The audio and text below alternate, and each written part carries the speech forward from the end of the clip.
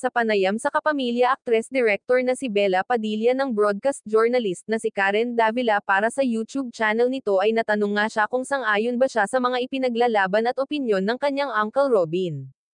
Diretsahang sinabi ni Bella na 99% daw ng pinaniniwalaan o ipinaglalaban ng aktor at public servant ay kontra sa mga pilosopiya at pananaw niya sa buhay.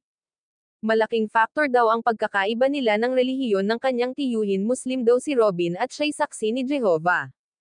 Aniya I don't. Actually, I don't think I agree with 99% of the things he has been fighting for recently, or the ideologies he has. Pero mabilis namang bumawi si Bella at sinabing isa si Robin sa mga taong pinakamabait at pinaka-generous na nakilala niya, he has such a good heart, but I would do things differently. Samantala, inamin din ni Bella na may nararamdaman siyang inggit para sa Pilipinas kapag nasa ibang bansa siya tulad ng London kung saan siya nanirahan ng ilang taon. Simple pero engrande because I saw so many things that I wouldn't see here.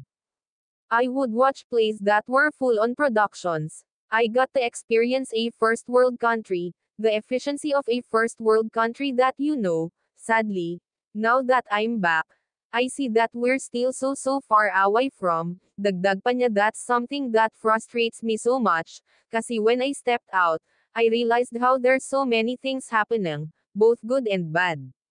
Nagagalit at nalulungkot din aniya siya ngayon dahil sa usapin ng malawakang korupsyon sa Pilipinas.